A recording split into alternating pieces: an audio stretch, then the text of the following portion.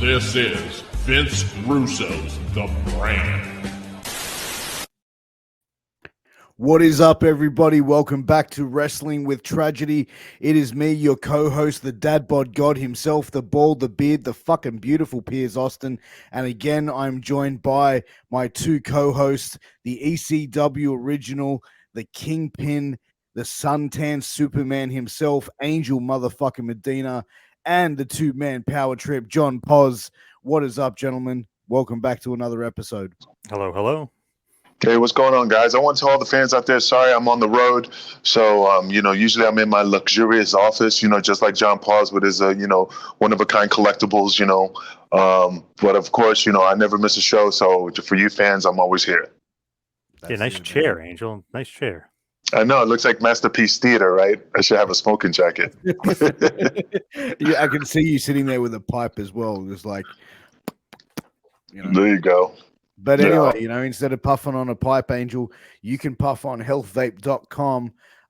Check out some of their vape and pod products. All of their products are no nicotine, no addictive or harmful chemicals, and they are vitamin infused. Use promo code MWAPOD to get a 10% discount on your final purchase. Now, Angel, why don't you tell everyone about Sleeves? Oh, absolutely. Slaves.com, one of my favorite websites because of the dirty boxes. They just have tons of collectible boxes that definitely get the bedroom excited. But if you're an athlete and you want to get your gridiron on or any type of sports, they have it. If you need it, they have it. Definitely check out Sleeves.com. Use promo code MWAPOD for 10% off. Tell them Wrestling with Tragedy sent you, and it's Kingpin approved. Oh, yeah. So, gentlemen, this week we're going to be doing case number 84, sexual harassment and sexual abuse in the world of professional wrestling. It's something that has plagued professional wrestling, since the beginning of time, essentially. And I think, today we're going to be going down some probably more of the most well-documented cases and some of the cases that probably aren't as well-documented. But Angel, you've been in the professional wrestling business for 30 years. You've been in and out of locker rooms for that time.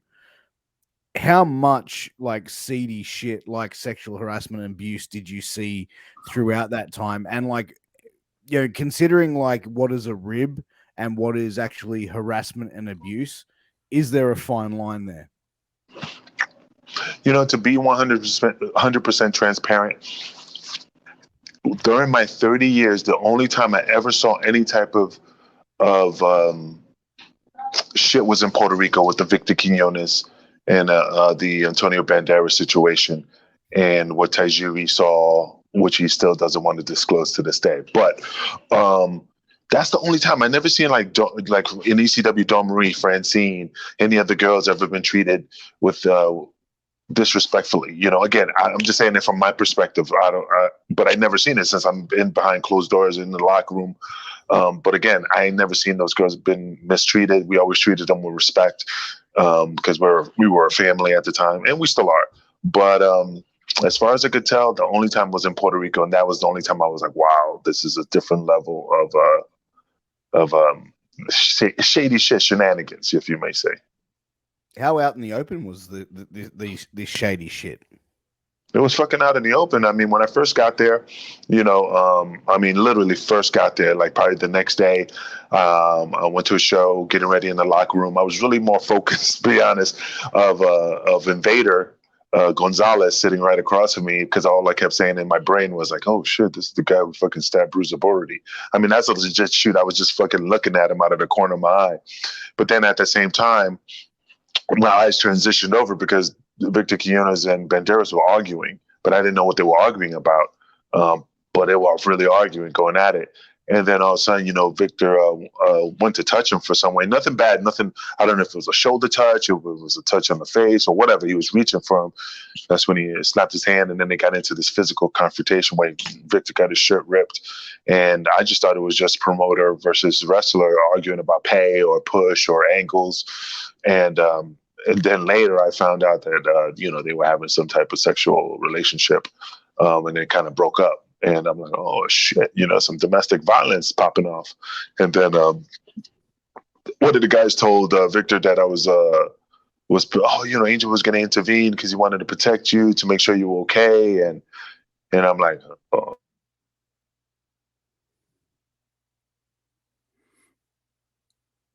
Angel's just completely shocked there. I was gonna say, is he shocked or did he freeze? I think he's frozen there, but he's back. He's back. Yeah, I'm back. Oh, did I lose you? Where did I lose you at? Right when you were like shocked. I was like, I was like shocked that he said that that I tried to intervene. But Victor was a cool dude, and again, but he had his specific certain people that he liked. He had his preference.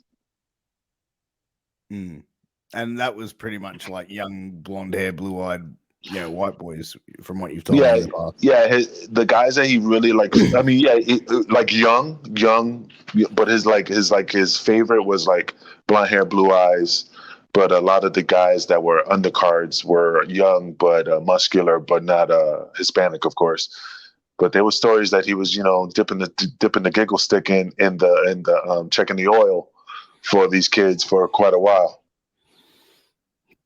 That's crazy, man. And it comes down to people of power that are, really, using their position, of influence to control people. And that's what it comes down to. It's not like someone just trying to get laid.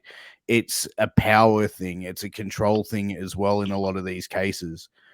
And, surprisingly enough, WWE, the biggest company in the world, the company that probably has HR and all these different departments and everything like that, has probably more history of these things happening within that organization over decades. Yeah, I mean, that's the thing. Absolutely. It has to do with power, from the Pat Pattersons to the Victor Quinones, but it's just like Hollywood, man. If you want to make it in this business, there were certain people that did what they needed to do to get to that level of where they're at right now. And again, there's just a lot of stories that have been floating around, and again, none of my business. If that's what you feel, that you can't rely on your talent to make it in this business, and you have to do what you need to do to get to that level, but don't bitch later that, I was treated, or, you know what I mean? Like, that was your choice, man. You could have said no, or you could have just walked away. They weren't grabbing you, attacking you on the floor and ripping your pants off, my opinion. Pause. What do you think? Well, the thing is with me, some of it is like he said, she said, or even he said. So who knows? Some of it's true. But if you hear the same story enough times, it's got to be somewhat accurate. Like, to me, I know Marty Jannetty is not the most valuable source in the world, and he's a little bit out there, and he's a little bit nuts. He even admits it. But he always says the story about how he's not getting a push, but Michaels is getting a push. Michaels has some sort of relationship with Vince and Pat Patterson, like with Vince and Pat Patterson. Then I heard the same thing from Jim Powers, who's not really known as like a crazy person or anything of that nature. But it's funny. Jim Powers said to get a push, they tell him to be at a certain hotel at a certain time. He goes, and he knew what was up. He's like, I don't play like that. Like, I'm not doing that kind of stuff. And he lasted there for a long time, but he never got a push. You know what I mean? It's just one of those things where, like, maybe he's saying because he's bitter, maybe he's not, maybe he's being truthful. But he was saying, I know what's going to happen in the back room. I don't want anything to do with Terry Garvin. I don't want anything to do with Pat Patterson. I don't want anything to do with this guy and that guy. I mean, he's basically kind of laying it out for you without telling you. He wants nothing to do with it. But then Jannetty just outright says, he goes, I'm not fucking these guys. He goes, or getting my ass fucked by these guys. He goes, Michaels did. And he got a push. So it's one of those things. It's like, are these guys crazy? Are they accurate? I've heard that story a few times. I heard a different story from Vader too about those guys. I heard one from Shane Douglas. So I mean, it starts going in the direction of, I don't think all these guys are making it up. You know what I mean? Or could they? Yeah, you know what? I heard a lot of stories about the Shawn Michaels situation and stuff. And the only thing, this is the only problem in this business. Okay, and I'm not trying to make one less painful than the other, but you got to look at it like this. You have to okay, if a girl did what she did to get a push in the business, and the guy doesn't come through with the promises, basically you kind of lose your respect, your self-respect, and so on and so forth. But again, for a man, if you did something with Pat Patterson and Pat Patterson's never fulfill this promise, now you have to like hide that for a long time, because if you say something that that could go around in the boys' locker room, and you know what I'm saying, like for a man, it's like, oh shit, yeah, exactly. But like a straight man is not going to turn around and go, "What the fuck, man? You know what? This guy made me suck his dick and told me he was going to make me champion, and you know what? I end up jobbing to fucking Bastion Booger." Yeah, and you don't want to say nothing because you're afraid, because you're a man. I hate putting that the label, but a man, and you can't say nothing, because if you do, then the word's gonna be out like, well, yeah, I heard you suck Pat Patterson says you're fucking, you're a dick, you're fucking, woman is like, oh, I'm so sorry, that's horrible, what I mean? There's different, it's, you know what I mean? It's just. Yeah, look, what, dude? There's some people that own it and control it. Like, and there's stories about Lita breaking into wrestling down in Mexico and sleeping around to get trained, and like for my understanding, John, I'm not too sure if but like she's never sort of confirmed or denied it. But in the same sense, like she's never sort of, I don't even think she's acknowledged it. But we look at at her, for example, she's someone who's a very strong, independent woman who's probably gone through and probably witnessed and experienced a lot of this stuff, but hasn't sort of come straight out with it. See, that's the thing with almost all these stories too. You almost have to throw alleged out there for like lawyer purposes or stuff like that. You always have to go allegedly lead into that. So I've heard those stories, but like you said, she never confirmed or denied it. So you can't. I know in wrestling, it's like if the person doesn't confirm or deny it, it becomes the truth and becomes the fact. But that not always, obviously, in real life should be the case. But I feel like I've heard that story so many times that something is leaning towards part of it must be true. I always think that if you hear enough times from enough guys, like part of it's got to be true. Like I know PJ Just Incredible very well, and he's like, I've never seen that with Shawn Michaels, never heard of, and he was buddies with him. But then I heard it from like 5 other guys, so it's like you almost lean in the direction of hearing it from the other guys. Yeah, but the problem is just like that. I mean, I'm not saying there's an inner circle and stuff, but again, I mean. Okay, like it's like if like us, right? And then I'm like, nah, man, that never happened. Come on, dude, you guys know me. And then other people, because they were in the mix at the time, knew what was going on. Oh yeah, that happened. Of course, I'm not gonna keep spread it. You know what I mean? That's the only thing, man. I got to keep my pride in my pride. So I mean, again, it's sad. I mean, what you have to do to get yourself over in this business during the time. I'm not saying now, but I mean, look at the Brooklyn Brawler. People said, "Man, this motherfucker must be doing something because he's been there forever, and he was drizzling shits." Yeah. But looking at some of the things as well, like look at Vince McMahon. He was been accused a couple of times, allegedly. Once with the I believe the referee, and then once with like a tanning booth person. Yep. You know what I mean? Like, and that's the thing. WWE over years, as I said earlier, has had many stories come out, accusations, allegedly, of things happening. But this is the biggest company in the world that should have all these different policies in place to protect their talent, to protect their employees, essentially. But these things were happening like, 10, 15 years ago? Like Terry Reynolds, talked about like being backstage in a WWE environment and Brock Lesnar, calling out to her and flashing her. You know what I mean? And like, when's Brock been around? Since 2003? You know what I mean? Like still like that in a way, like, dude, that's not appropriate in any levels, but in a professional wrestling setting, is that just the boys being the boys? Because that's kind of the way that she sort of just accepted it and moved on with it, Yeah, absolutely. I mean, but one thing I hate about being on my phone calls come in. I know I must have paused for a second because the phone call come in. I'm like, hitting the fucking button. But what's funny though? I never seen Lita in ECW do anything that just gave me indications that she was sleeping around. If she did, she was very well good at hiding it. But from my standpoint, I never saw her do anything to get a push. I mean, when she came down to Winston, I think it was Virginia. In Virginia, when she did her match with me and Vito. I mean, she's a solid worker, and we had a blast. And she got a job right there and then. So she, like I said, she came down. She got a tryout. She was my valet at the time, and we had an awesome match. And I just don't see her again from my perspective. Like whatever she did in Mexico, if she did it, that's her business. But from the ECW thing, I never saw her do anything besides the Matt Hardy and the Edge fiasco. But that's the only thing I know about her.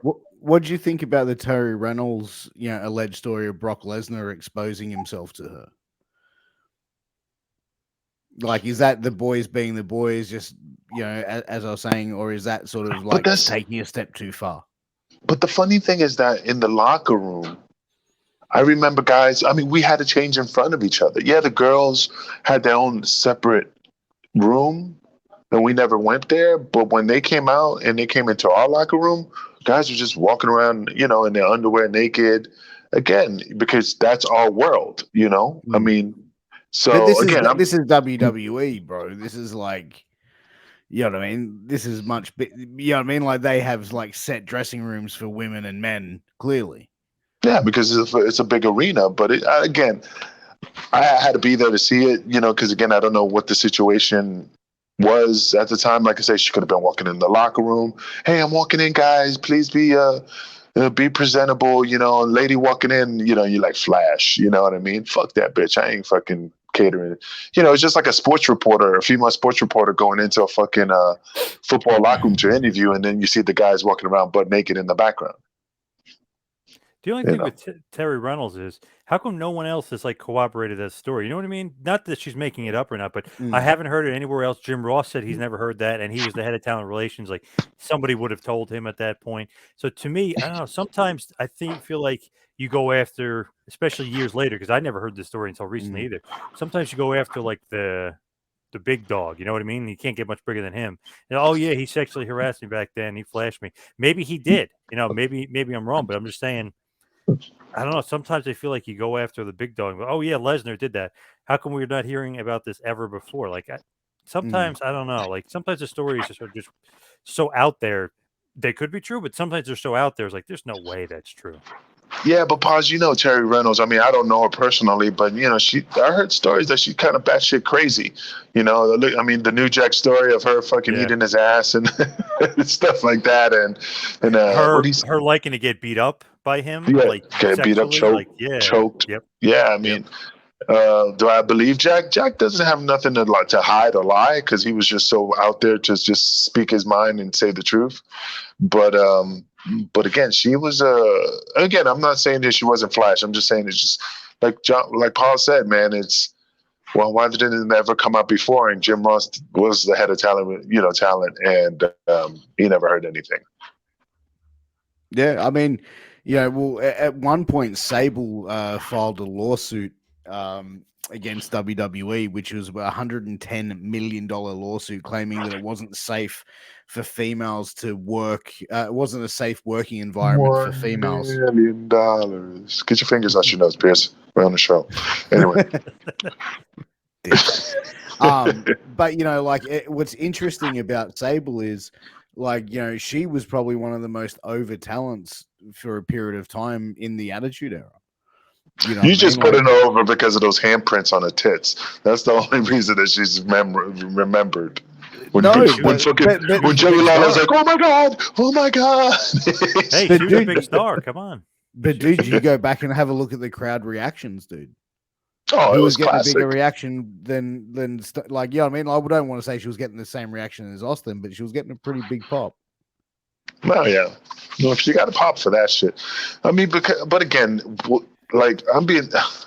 she was a horrible worker. I mean, basically a lot of those women, and again, I hate being mean, but a lot of them didn't have the talent to be professional wrestlers. It was just more TNA.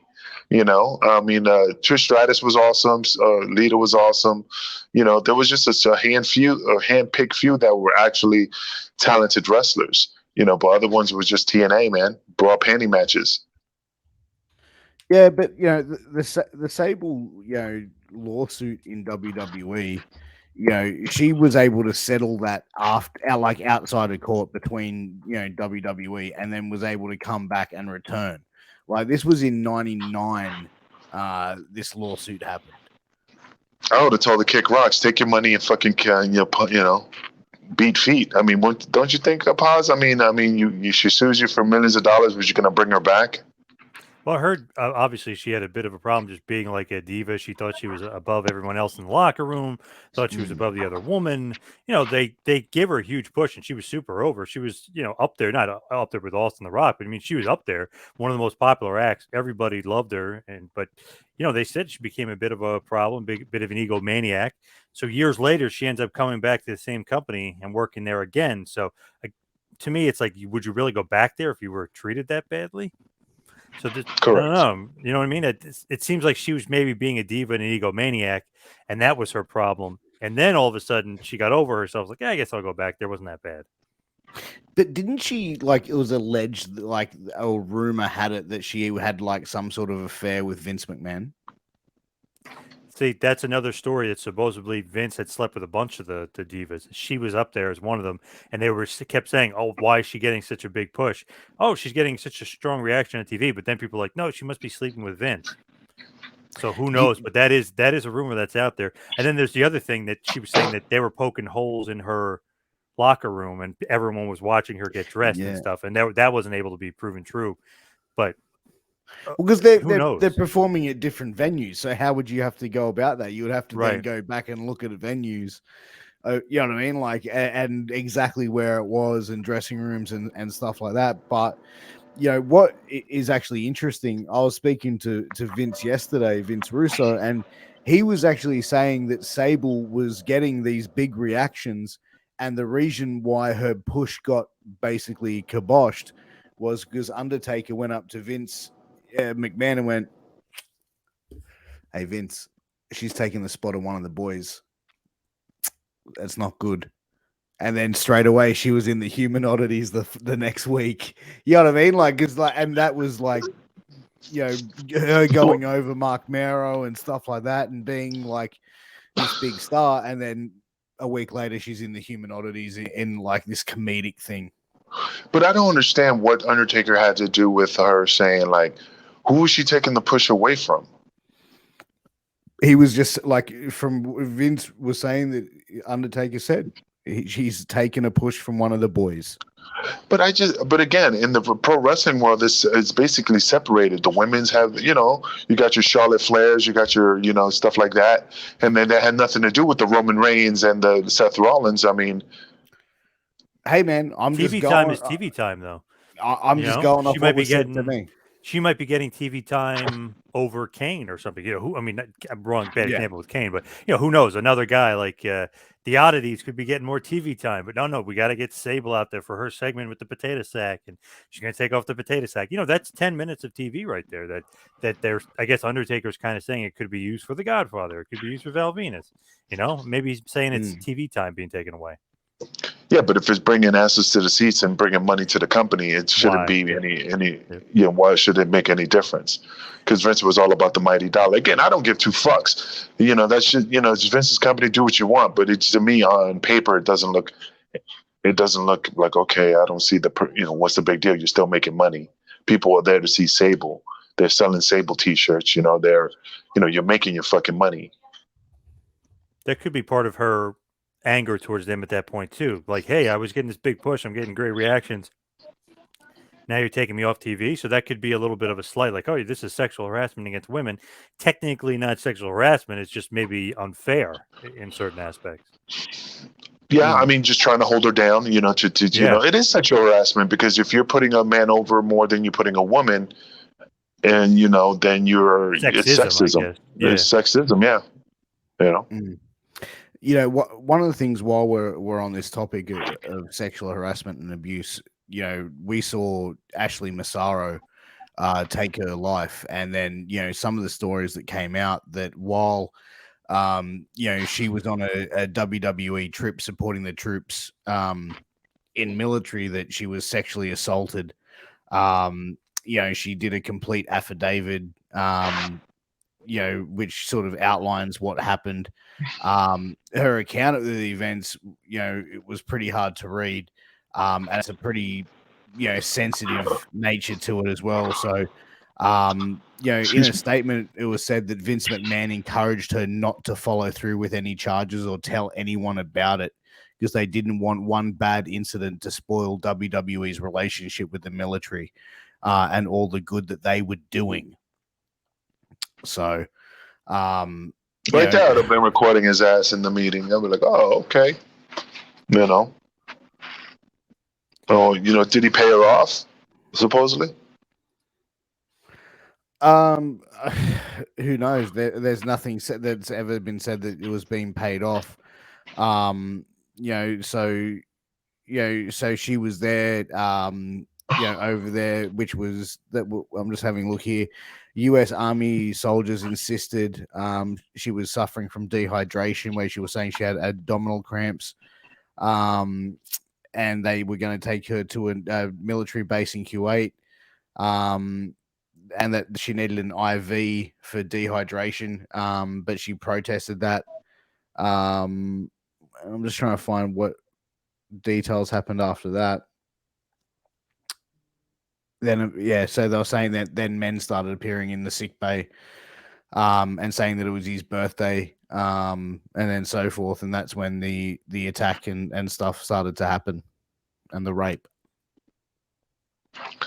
Well, brother, I mean, like I said, man, I'm sorry that it happened to her, man, but I don't think Vince, if it's true, Vince should I even even put that out there to say, don't say nothing, But again, I mean, he was all about the mighty dollar and whatever angle he was working with the military.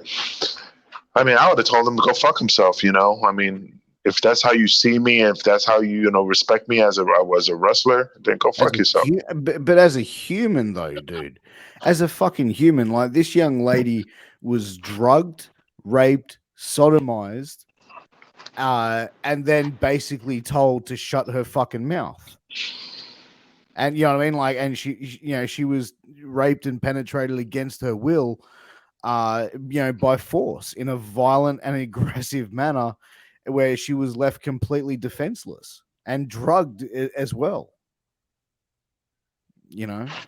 Oh, man, well, now it's too late, man. And she's no longer here, so that will always be a story. Well, basically, that's just always going to be just a story, because now there's no proof, there's no evidence, we can't charge these people, and it's sad, man. From the WWE perspective, it's almost like they could deny it, obviously, to the cows come home, but it's like, it's all like, again, alleged, because there's no proof, there's no this. I mean, obviously something screwed her up, so I tend to obviously kind of believe her and all that story, because something I do definitely screwed her up, and that sounds like obviously overly traumatic situation, just awful to happen to her. But from the WWE point of view, they could just say, and it could be true, it could not be true, like, hey, there's no proof. We don't know if any of this happened. Vince maybe even has no idea, because there's been so many stories that people think Vince knows this and Vince knows that, and Vince is absolutely clueless on like 90% of the stuff. So I don't really believe some of the stuff. Not saying her case, but some of the stuff where people are like, oh, Vince knew this, Vince knew that. Vince probably gets hidden from a lot of stuff. Vince probably doesn't know a lot of stuff. A lot of stuff either is hidden from him, or he's too high up the food chain to even get notified about some of that stuff. So sometimes when they mention his name, I think it could be more salacious than actually true. But if you're looking at it from like a legal perspective, there's no way to make him guilty. It's just like guilty in the court of the public opinion. Yeah, man. It's just like I said, it's just different levels. Meaning, to get to Vince is like one of those like martial art movies. The Game of Death. You got to get past John Laurinaitis. You got to get past JR, then John Laurinaitis, and then probably Kareem Abdul-Jabbar. Yeah. Like that. I'm just yeah. So I mean, maybe Vince was not aware about a lot of stuff, because a lot of guys stopped it at the fucking door. Yeah, because I always hear stories like, oh, well, we tried to talk to Vince, but Bruce Pritchard blocked us out. Or, oh, we tried to talk to Vince, but Johnny Ace wouldn't relay the message. Like, you always hear that there's a guy or a few guys that literally block it so Vince doesn't have to deal with it, whether that's on purpose or that's them trying to control a situation or not. But I guarantee you, like that story with Mickey James and the trash bag, there's no way in hell Vince knew And she even said it when I interviewed her. She even said there's no way Vince would know. He's way too high up the food chain. But obviously Stephanie found out about it and gave her a call and try to work it out with her. But that's one of those things where there's so many things that Vince doesn't know about that people are like, oh, it's his company. He knows. There's 700 office workers that work for him. Used to be 900. But that's a different story for a different day. But, there's the 200 wrestlers. There's no way that he knows everything that goes on. I know he tries to get his hands wet and everything, but there's no way he could possibly know all that stuff. Of course. I just find, with the Ashley Massaro thing, and for her to say explicitly that what he said to her, like, I find disgusting and appalling that a company like a WWE, as I said, that has so many things in place, would firstly put one of their people in a situation where they weren't safe, to put one of their people in a situation where where people would have access to do this to one of their performers. But it doesn't matter about performers, brother. I mean, think of Hollywood. I mean, even Australia got their own Hollywood. I mean, everybody's, regardless of what industry we're in, these motherfuckers just try to push it under the rug as fast as they can because that's just part of the game, which, I don't condone. It's just that, like I said, Hollywood's infamous for that shit, the casting couch. So, and they fucking push things under the rug. So, I don't exclude WWE, like they're the only people that done it. You know what I mean? It's just like almost like a cookie cutter type of bullshit. But I think as well, you look at a lot of the stories that came out from Speaking Out, and the stories specifically around sexual abuse. It's usually people that have a position of power, whether it's a trainer or it's a booker or it's someone like that. It's someone of a position of power. And I think that obviously, certain people that get involved in the world of professional wrestling that have these screw looses, that see these young, impressionable people that love professional wrestling and all they've wanted to do their entire lives is be a professional wrestler. They prey on these people. And like, I think a lot of the time, the victims in this are people that are probably very naive to the world and probably not very worldly as well. And I think that these people prey on people like that. No, I agree. And like you said, it's all about the power to see how far they can take it. You know what I mean? Yeah. I feel like that is definitely the case. These guys think they have power. They think they can get away with it. Maybe years and years ago, you think you could get away with it. Nobody's going to say anything, or you can keep them quiet or whatever. But you even hear that Paul London story, which who knows, because Paul London, great guy, but he could be a little wacky. But even with him saying that when Dave Lagana, of all people, when he was booking, he would basically say to like the boys, like, oh, you suck my dick, I'll give you a push on TV. And he apparently, which is crazy because Kevin Thorne is huge. He's like 6'4", 280. He's a monster. Apparently, according to London in the story, he was saying that he said that to Kevin Thorne. And Thorne could kill him, but he didn't kill him. He probably should have. But he's the booker. I'm not going to do anything. But I'll go to Stephanie McMahon and tell her.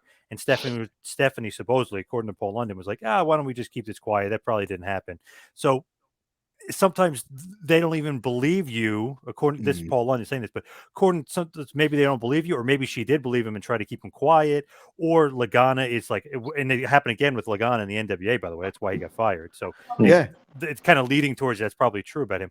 But it's crazy. You get into a certain point of power, and you're thinking like, hey, I don't even care if this guy is Mark Henry or Kevin Thorne or Great Khali. I'm going to try to see if I can get my power over them, because sometimes it's the power of the pencil, not the power of like how big they are or how much. I'm just laughing because I can visually see Pat Patterson, Khali.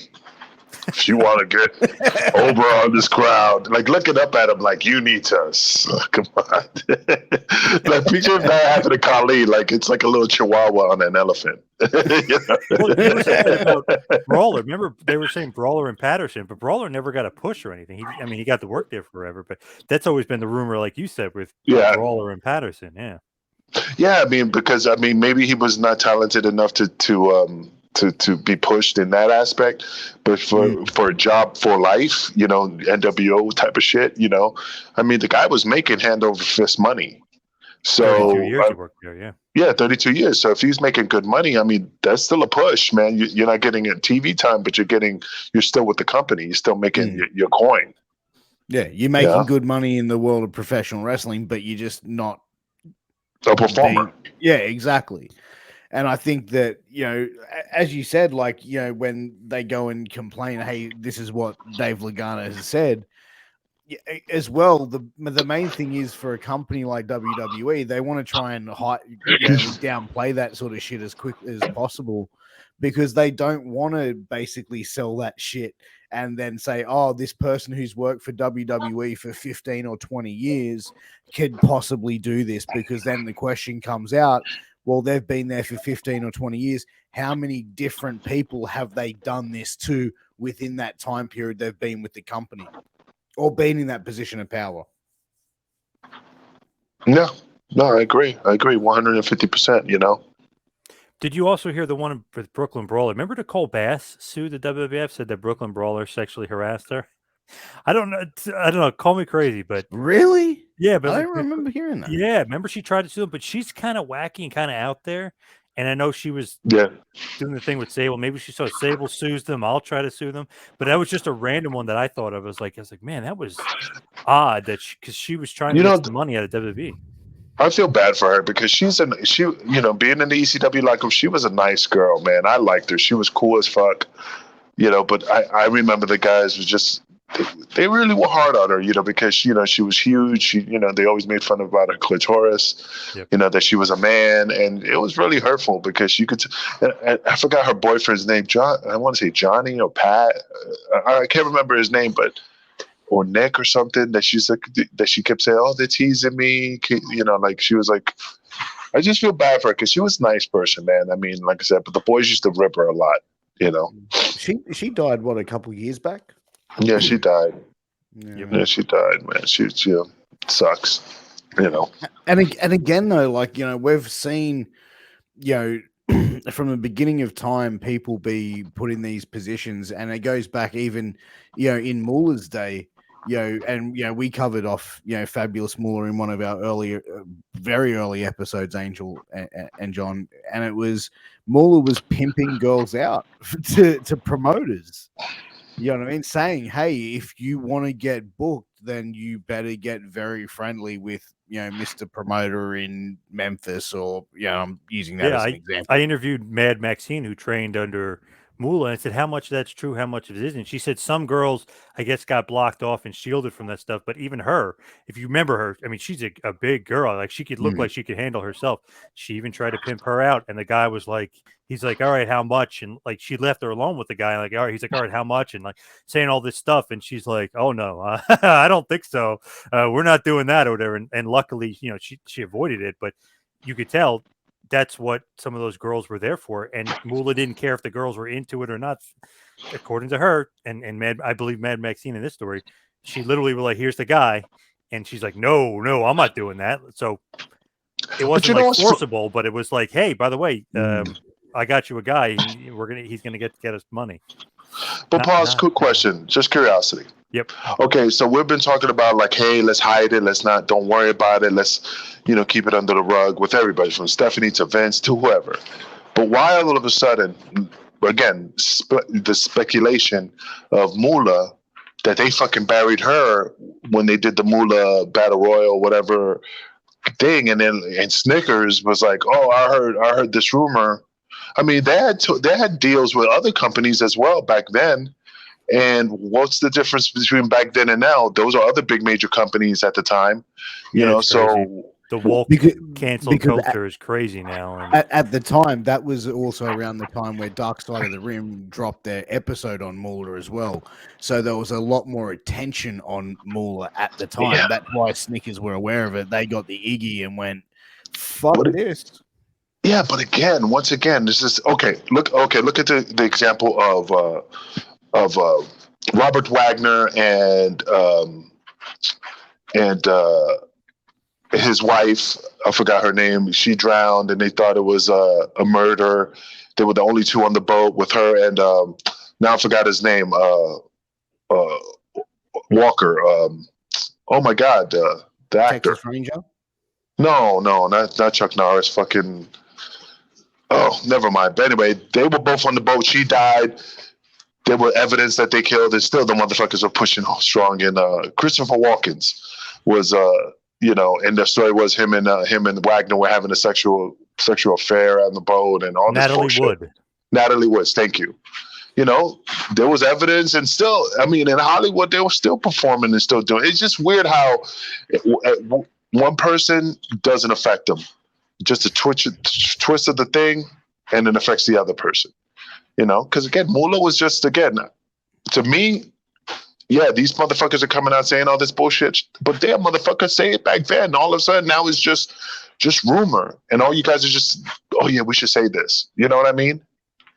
I think in a lot of cases, like with victims as well, like it comes time for when they feel they're able to be able to come out and speak, because also a lot of time is how much power that person has over them as well.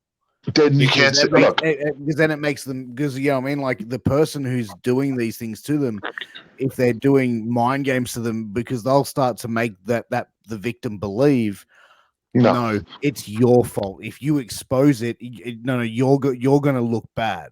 You know what I mean? They make them, they build up this paranoia in the victim's mind to make them fearful to admit it. In a lot of cases. So you're telling me, I'm not saying it in every case, Angel. I'm saying in a lot. No, but you're assuming. See, that's the thing. We're assuming. We're coming up with our own conclusion. But the fact is, regardless of the fact, no matter how you paint it, no matter how you cross it, if you don't report it, then that's a decision that you did. But you bring it up 20 years from now you look like the fool, because now all of it is a he says, she says thing.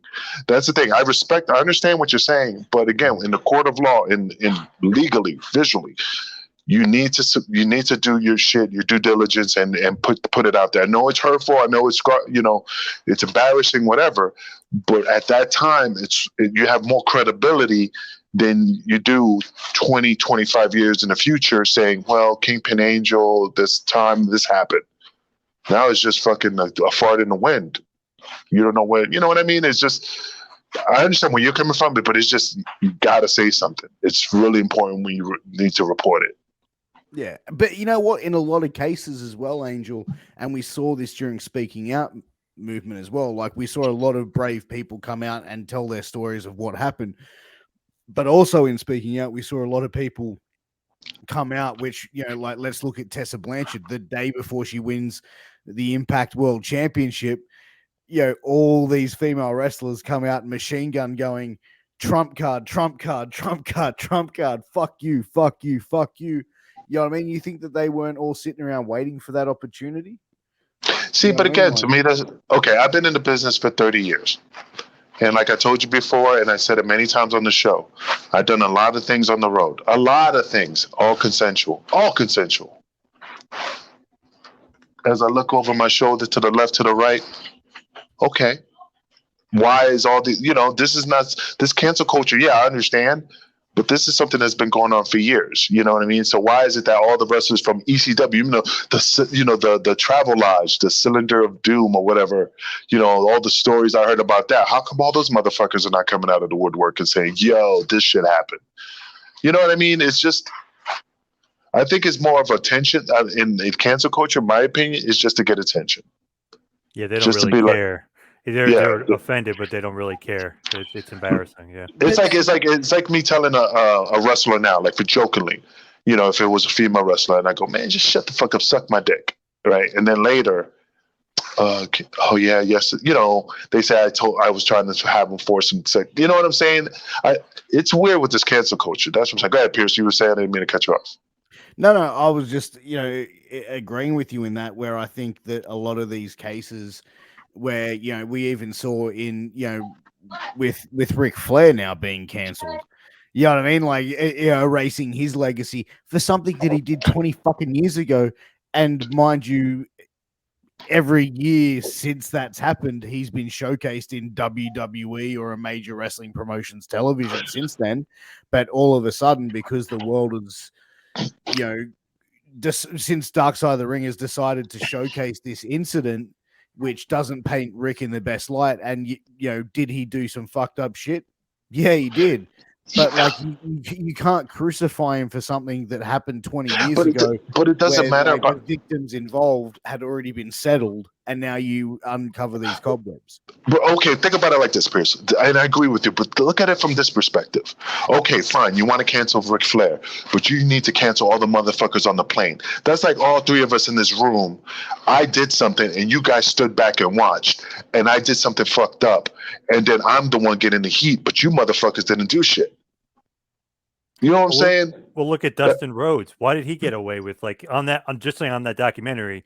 He got sued. If you remember the plane ride from LA, he's the one that got sued and he lost and he had to pay. But all of a sudden now it's Ric Flair's the bad guy. And I love Dustin and I love Flair. So I have nothing bad about the guy. But it was funny, like, why are we more focused on Flair? But Dustin's the one that got sued and he got in the most trouble. And they were like, oh, he's a lovesick puppy who's on drugs. He got sued and lost. Like he was supposed to be fired. Even JR said he was supposed to fire Dustin that day. And for some reason I didn't. And like I said, it's over 25 years ago or whatever, how many years ago. And the fact is, this is not something new. This has been over and over and over again, brought up in many podcasts, many stories, ins and outs, backwards and forwards. All of a sudden, one person just says, oh, by the way, this happened. And okay, now. Evidence too, and like a lot of that people don't have evidence. But Tom Phillips, remember him? He was sending out dick pics and cheating and all this other stuff. There's evidence. He didn't really get in trouble. Justin Roberts, same thing. He didn't really get in trouble, but there was evidence. There was weird. It's like some people they'll go after, some people they won't. I know Flair didn't want to do an interview with those guys, so obviously they had a little bit pissed off. Like, okay, now we're gonna get you. Didn't want to do an interview with us, so like that was a little bit of it for sure. But like for some reason that the woke culture in general is like, I will let Tom Phillips and Justin Roberts get away. Oh, Justin Roberts works for AEW, so he can get away with it. But these other guys, they can't because they're mean or they're older. I just don't get, why some people get attacked, some people don't. It's weird. Well, look at even. Like guys like, and we've discussed him already quite a few times on episodes here, Joey Ryan. You know what I mean? Joey Ryan, he's been completely fucking, outed as being the biggest prick in wrestling and the biggest scumbag, sleazy fuck in wrestling. Why do you think he's a sleazy fuck though?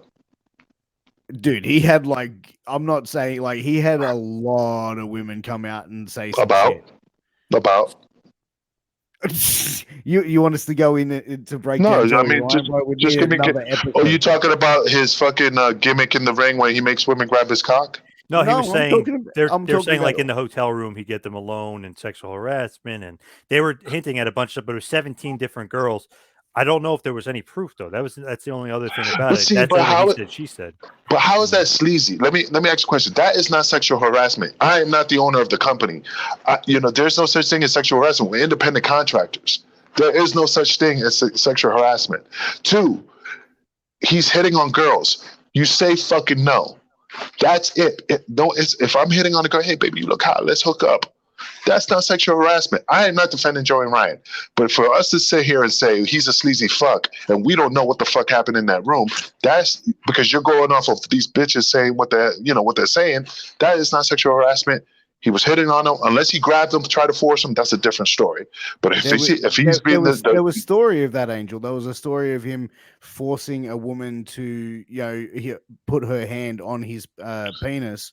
And then he's a sleazy fuck on that aspect. But if it's any other thing besides that, hitting on women, then, dude, I can't fucking back you on that. But if he's making bitches do those type of shit, yeah, fuck yeah, that's a piece of shit.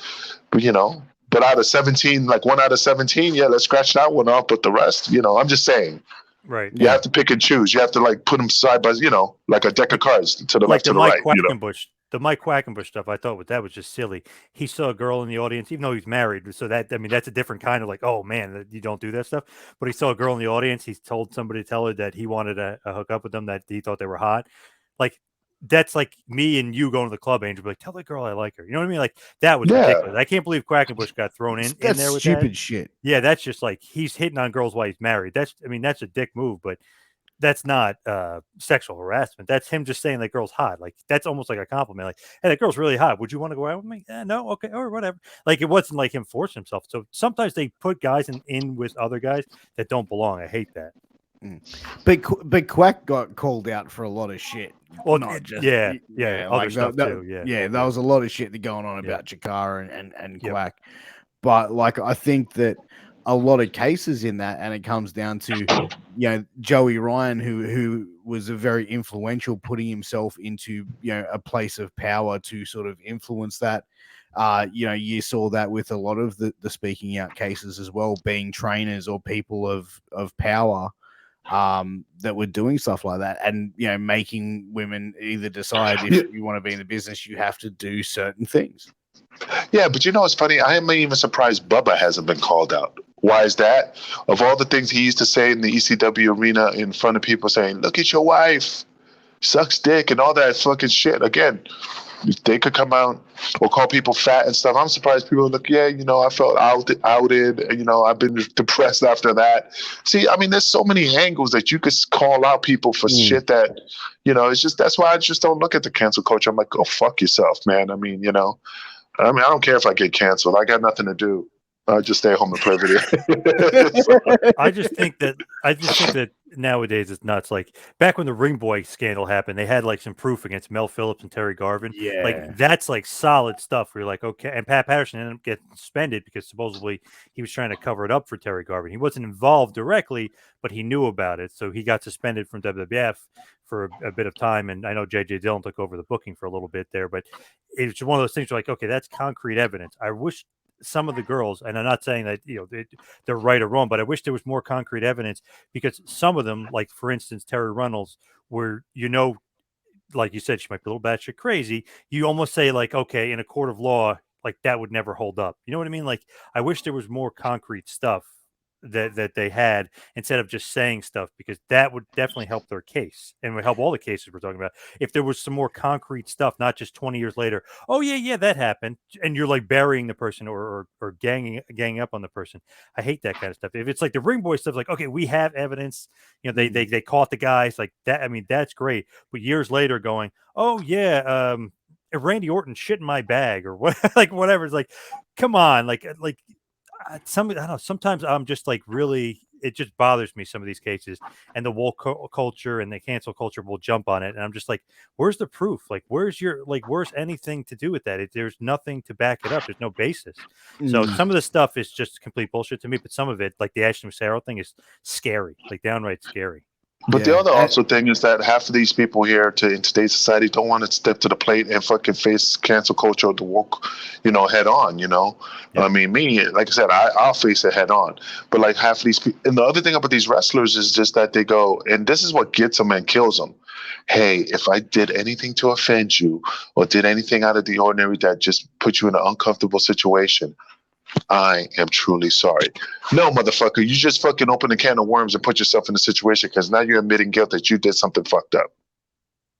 Fuck that. Yeah. That's like Batista back in the day. He was basically, they're like, oh, he's such a player. He's always hitting on the girls, blah, blah, blah. But he's basically saying, hey, like Melina, she wanted me, even though she had a boyfriend or whatever.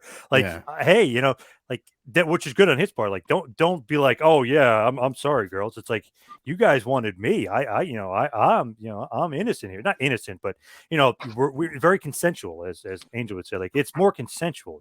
You want to go in that direction, saying, oh, I'm sorry if I made you feel uncomfortable. It's like, no, it was consensual. Everything was. I thought we were on the up and up here. This was wanted by both parties here. Do you think afterwards that he would have just went? I don't know. I heard Morrison was probably watching him do that. Yeah. Okay, this is something. Really? That's what I heard. Okay, so let me ask you a question. So do you think, like, okay, so let's say, this is how I visualize things. So you're in the room with a bunch of girls and dudes, and you have an orgy, and one girl's hesitant to join, and you reach over like, hey, baby, you grab her hand, come on, baby, join. Is that forcing her? And she joins. But you grabbed her arm to kind of like coach. Consensual situation. Yeah, but then that's a situation where a woman will be like, well, I didn't want to do it, but he reached out and grabbed my hand, and I just felt forced. See, that's how you twist shit around, brother. That's how this cancel culture is. John would never do something like that. He's a good Christian man. He doesn't do that kind of shit. No, but it's consensual. No. That's the thing that just bothers me, because you did something come on, baby, let's do it. You grab her hand, you lightly guide her to the direction, and now you're like, oh, he forced me. No, bitch. He could have just pulled away and said, no, I'm not down. And that's it. So, Like You know. some of the guys that came up with they're innocent. Like remember Matt Riddle? They were going crazy about Matt Riddle, and it came out that he was innocent. But 50% of the people don't even believe that he's innocent, even if he was innocent. You know what I mean? It's another weird thing. Like James Ellsworth, I still don't know what the truth is. I was asking a buddy of mine the other day who said that, oh, I don't remember what happened with that case. And I was like, wait, was Ellsworth guilty or innocent? So in the court of public opinion, he's guilty no matter what. But I don't even know because his lawyer was involved. I don't even know if he was proven innocent. And if you look it up, you can't even really find a true thing. So once it's out there, it sucks for the guys. Like Riddle, everyone thinks, or half the people think he's guilty when he was proven innocent. So. Yeah, I mean, cheating on his wife. He was a dick for that, but he was innocent of like raping the girl and stuff. It was consensual. It sucks for some of the guys. Man, like I said, I mean, him cheating on his wife makes him an asshole. It doesn't make him a criminal. Mm-hmm. No, I think he's an equal opportunist, man. You can't. It's not considered cheating if it's a different zip code. Remember that great movie Road Trip? Remember, like, oh, we're in a different zip code. It wasn't cheating. Oh, it was great. Well, boys, I think it's time that we get ready to ride off into the sunset, wrap this episode up. Let's make the rounds, get some final thoughts. John Pos, final thoughts on this subject tonight. Man, there's the creepy, weird world of wrestling where there's so many cases. My God, I was writing it down. I think we talked about like 20 different cases or more that happened in wrestling. It's just, I don't know, it's just the way it is in wrestling. It's creepy, seedy business that Angel's been a part of for 30 years. But it's just one of those things where I wish there was more concrete evidence. And if the guys are guilty, put them away, lay down the law to them. If they're innocent, they should be proven innocent, and that the court of public opinion can kiss my ass about it like they're innocent. Like if Riddle's innocent, he's innocent. Quit saying that he's an asshole. If this guy didn't do it, he's innocent. He's innocent. Like, you know what I mean? Like it should be that way. And it just stinks that in some of these cases it's like Ellsworth, we just don't know, and it's up in the air, and he's just going to be guilty forever. He could be innocent, he could be guilty, but we don't know. It's just like out there forever. Pat Patterson, the stories about Pat Patterson, but was he really innocent? There's just not enough evidence out there, and I wish that we had some more concrete evidence against some of the bad guys and to exonerate some of the good guys in the business. That's right, man. Here. I agree 100%, man. But again, I mean, let's bring up those sponsors, man, so we can definitely get the show. Oh, you want my final thoughts? I forgot about that. My final thoughts is, bro, if something happens to you, report it. Definitely report it. Again, it's just hard to prove as years go by, and I do feel for you, but then your credibility just goes lower and lower and lower after many years go by. So I know it's difficult. I know it's hard. It's a very traumatic experience that you went through, but at the end of the day, you have to say something, because if not, then it's just going to fall on deaf ears in the future. Yeah, my final thoughts are very similar. I think that, if you have been a victim, you need to speak up. You need to out these people out from the industry. I think professional wrestling should be a safe place for performers and fans, and everybody involved in it from any level. But I also think that, with everything that's happened in professional wrestling and all of with speaking out and a lot of the harassment, a lot of the abuse, it needs to stop. It needs to end. And the only way of doing that is by, calling this bullshit out and stopping it. That's the only way you're going to get people out of the business that are like this, that are doing these sort of things, that are, chasing down people, hurting people, mentally, emotionally, and physically. So that's my Dilly, final thought. Well said. But I'm going to throw up the sponsors, and I'll let you gentlemen take it away. All right, Sleeps.com, man, the best website out there for dirty boxes and all your bedroom needs. But if you definitely want to kick it up a notch on the gridiron or any type of sports field, definitely check out Sleeps.com. They got all your accessory needs. Use MWA promo code MWAPOD for 10% off. Definitely send them Wrestling with Tragedy sent you. Kingpin approved. Health Vape, healthvape.com. You want a healthy alternative for nicotine, go to healthvape.com. Use the code MWAPOD, MWAPOD. You got to restore the vital, the energy, the boost, got everything you need for the healthy vape alternative, healthvape.com. Every time I hear him talk, I just get giddy. I know, same here. Right? I just Get that voice. It's like a tickle. I'm like, I thought I was a silver tongue Yeah. legend, man, but this guy sort of takes it to another level. His voice was just, every time I hear his voice, it's just like, it's smooth, but it also got that like WNBC.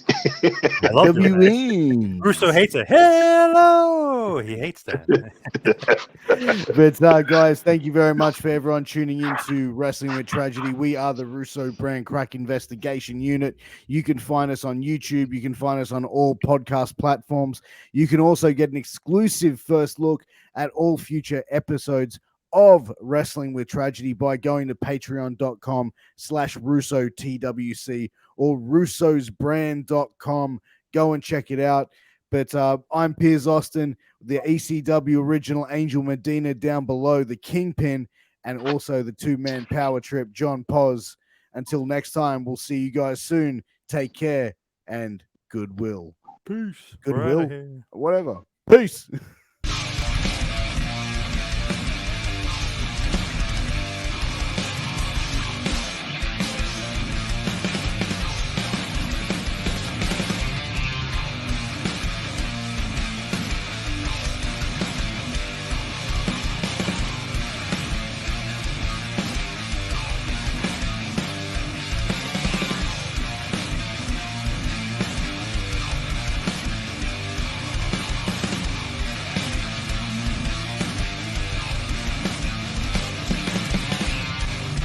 This is Vince Russo's The Brand.